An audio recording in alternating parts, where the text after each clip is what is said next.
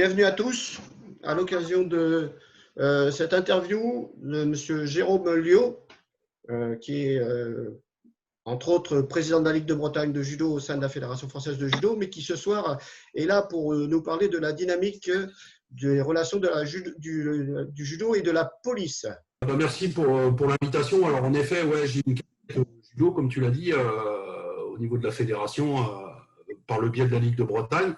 Mais j'ai aussi une casquette professionnelle qui est le domaine de la police nationale.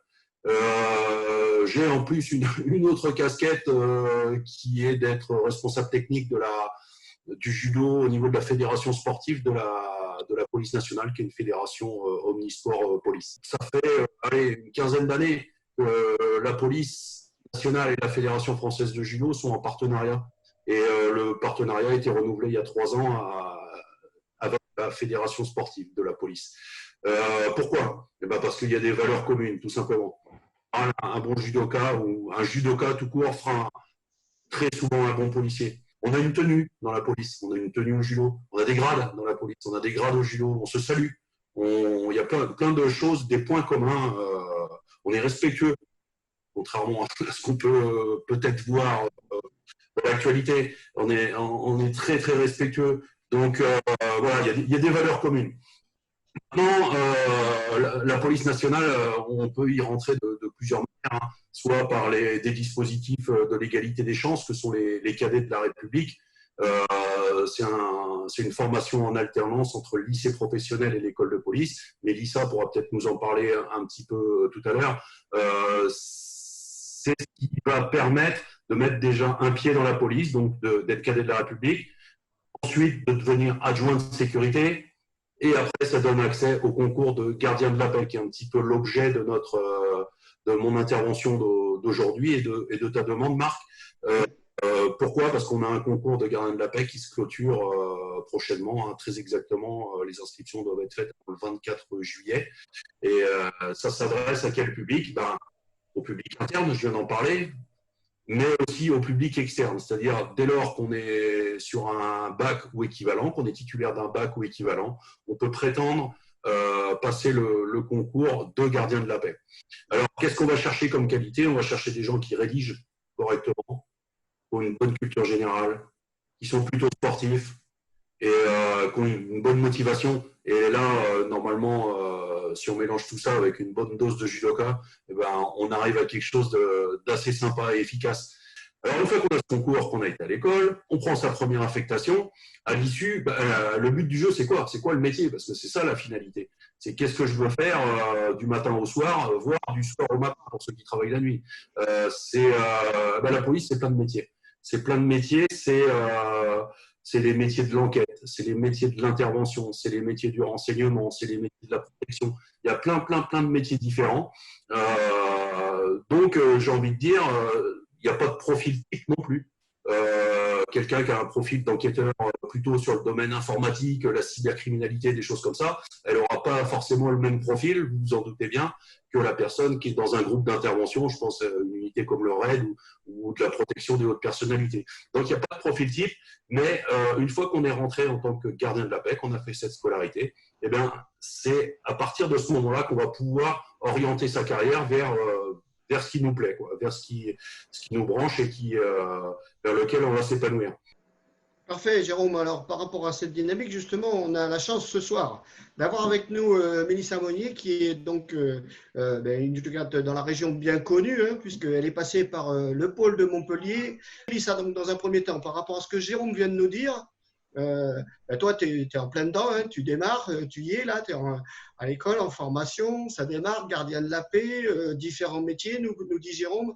Mais dans un premier temps, comment on continue à concilier le judo et puis ce métier-là? Vas-y, parle-nous un petit peu de comment tu arrives à t'exprimer dans ce domaine-là. Bonsoir à tous déjà. Donc oui, j'ai commencé le judo avec Isabelle, en stage, elle me suivait, j'avais 7 ans.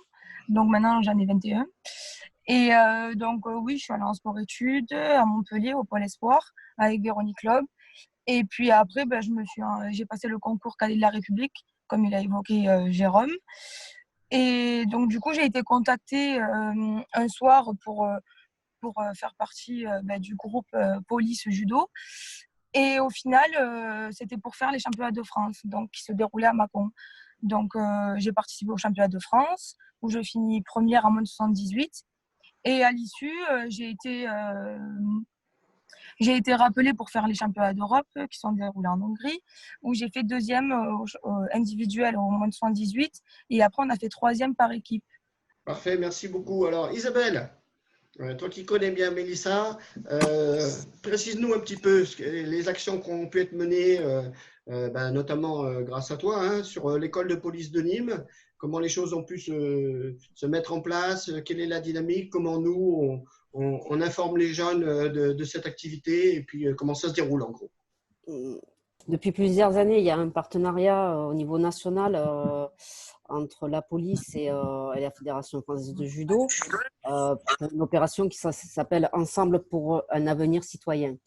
Donc cette action, elle s'adresse aux jeunes de 16 à 25 ans, plutôt pour des personnes qui sont en difficulté, mais nous on a fait le choix là sur la Ligue de promouvoir l'action, donc notamment au sein des pôles aussi et au sein des formations professionnelles. Donc en fait, on a les stagiaires qui sont en formation BP pour être enseignants de judo, pour qui on fait participer à cette opération-là. Donc les judokas font partager leurs valeurs aux cadets de la République, enfin les valeurs, leurs gestes spécifiques, et les cadets leur apprennent un peu leurs techniques spécifiques à eux d'arrestation. En fait, c'est pour faire un échange,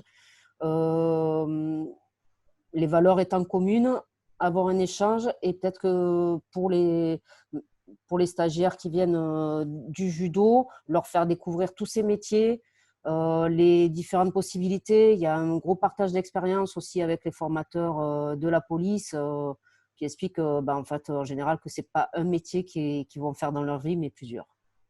Est-ce que Jérôme et Mélissa, cette fois-ci en tant que policiers, vous pouvez nous préciser ce qui vous paraît vraiment être l'essentiel des valeurs du judo et comment le judo vous rend service dans le métier de tous les jours ou même dans les apprentissages au moment de l'école? Au-delà de l'aspect purement technique, où par exemple pour maîtriser quelqu'un, normalement, nous, judokas, on a quand même quelques facilités supplémentaires, mais c'est dans l'attitude de tous les jours. C'est que on va avoir le respect mutuel, on va avoir se reposer sur son collègue, enfin sur son coéquipier, sur Wooké, quoi. On va avoir un respect de la hiérarchie inévitablement. Il y a vraiment c'est pas forcément évident à expliquer, mais il y a réellement des qualités communes, faculté d'adaptation, être capable de s'adapter à une situation dans un temps j'ai envie de dire record. Au judo, quand on travaille sur quelqu'un on s'attend à, je sais pas, du gaucher, alors qu'en fait, au début de combat, au bout de 5 secondes, on s'aperçoit que c'est un faux gaucher parce que l'autre, il déclenche à droite. Au judo, on est capable de réagir là-dessus. Dans la police, c'est pareil. Dans la police, c'est pareil. On va s'adapter à la situation, à l'environnement aussi. On va s'adapter à l'environnement. Et ça, c'est des qualités que le judo développe vraiment et qu'on ne retrouve pas dans toutes les disciplines. Et je rajoute bien évidemment le côté technique par rapport à des maîtrises d'individus, tout simplement. Et ça n'a pas de prix. Quand on peut déjà se préserver soi-même et en plus être efficace sans blesser l'autre en face. Mélissa, de manière peut-être un petit peu particulière, alors, et quand on est une féminine au sein de la police, comment on le vit? Pour commencer, tout d'abord, en école de police, on a des cours qui s'appellent TDI. Et en fait, moi, ce que j'ai aimé, c'est qu'on apprend par un moniteur qui est formé pour nous apprendre les techniques d'intervention au sein de la police. Mais aussi, on en fait un échange, en fait, parce qu'au judo, on a nos amis au sol, on a plein de petits points à mettre en commun. Et après, c'est vrai que moi, par exemple, dans ma section, on était très peu de filles, il y avait beaucoup plus de garçons. Comme là, actuellement, je suis en patrouille avec 2 hommes, donc voilà, dont le chef de brigade. Mais après, je pense que ça se marie bien. Donc, il faut des femmes, il faut des hommes, parce que, par exemple, quand on va sur une intervention, on a des femmes. qui font aussi des bêtises, comme les garçons, on va dire.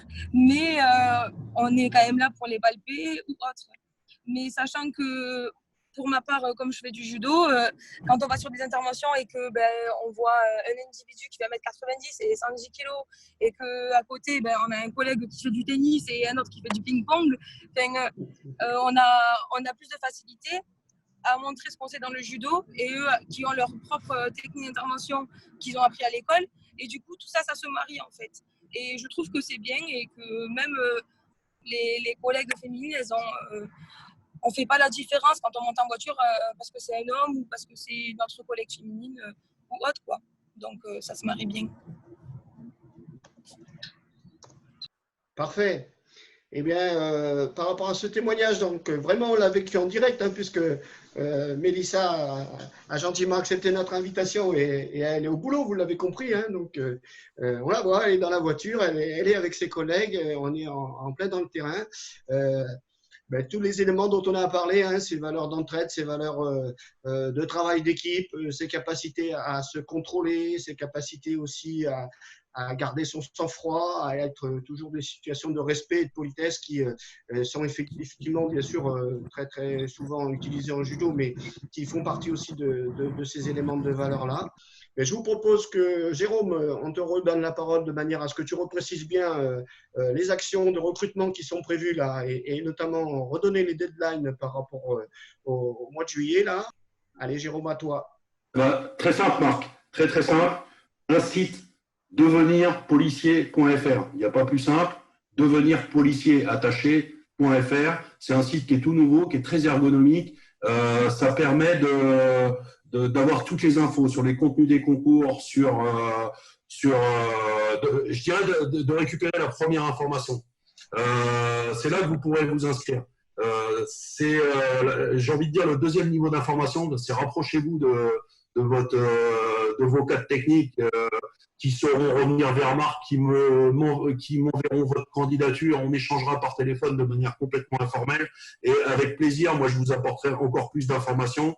Et très important, la deadline, 24 juillet, date limite de dépôt des candidatures pour le concours de gardien de la paix. Donc, je le répète, critère, c'est le bac, être titulaire du bac. À partir de là, on s'inscrit au concours. Et j'ai surtout envie de dire, si on a un doute, au 24 juillet, qu'est-ce que je fais? J'y vais pas. Moi, je recommande un truc, allez-y, inscrivez-vous. Personne ne viendra vous chercher chez vous pour aller passer les écrits. C'est pas grave, vaut mieux s'inscrire et ne pas le passer que de se dire en septembre, ah zut, j'aurais dû m'inscrire. Ouais, mais là, il est trop tard, il va falloir attendre un an. Un concours, c'est très long. Entre le moment, là, la date d'aujourd'hui, et là, le concours, il sera 24 juillet. Les épreuves, elles sont fin septembre. Les résultats définitifs, ils sont en mars. C'est une incorporation en école, pas avant septembre, voire décembre. Donc, on est déjà fin 2021. Donc, c'est un projet qu'il faut anticiper. Pas attendre d'être en fin d'études universitaires ou quoi que ce soit. On anticipe. De toute façon, on ne rentrera pas dans la police avant 18 mois. Donc, anticipons. Ça aussi, c'est une qualité que nous apporte le judo. On anticipe et puis on compte les points à la sortie. Donc, inscrivez-vous. On vous accompagne par l'intermédiaire de la Ligue d'Occitanie. On vous accompagnera et c'est avec grand plaisir que vous viendrez titiller Mélissa pour les moins de 78 pour hausser le niveau encore dans l'équipe de France Police qui est déjà pas mal. Voilà. Parfait. On rappelle aussi, Isabelle, hein, que par l'intermédiaire de nos formations, BP, CQP, on a des gens qui ont fait ce profil-là. Ils sont rentrés en formation chez nous d'abord pour s'intéresser à l'enseignement du judo. Et puis après, ensuite, pour compléter l'aspect professionnel des choses, il y en a certains qui sont rentrés dans la police, il y en a certains qui sont rentrés dans la gendarmerie. Hein.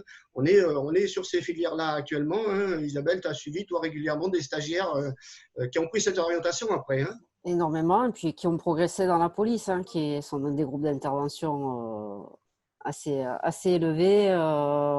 Voilà, ils font leur petite carrière, leur petite entre guillemets, quoi.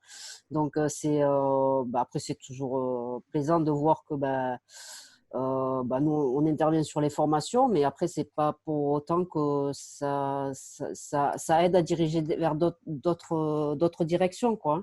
Et c'est pour ça que bon, c'est vrai que cette opération qu'on fait, moi, il y a des valeurs fortes qui sont pendant ce stage-là d'entraide et de partage entre les élèves policiers et les élèves judokas, et ce qui permet de susciter des vocations à la suite de ça. Moi, j'ai connu la police parce que j'ai la famille dans la police, mais j'ai aussi connu la police par rapport au stage qu'on fait avec les cadets de la République. Et justement, on avait passé une semaine, je me rappelle, avec Gaël Pérez, qui était entraîneur au pôle aussi, une deuxième. On avait fait une semaine avec les cadets de la République, et c'est là où je me suis dit, à la fin de mon bac, je passe le concours. Et en fait, cette année, quand j'ai revu Isabelle avec des nouveaux judokas, ça m'a fait repenser il y a 5 ans en arrière, que moi aussi j'étais passée par là et ça m'a donné vraiment envie, quoi. Donc je pense quand même que ce stage il doit rester vraiment, il doit vraiment rester en place parce que ça aide déjà les judokas et aussi des policiers parce qu'ils se sont aussi mis au judo à l'issue, quoi. Donc j'ai trouvé ça que c'était cool. Voilà.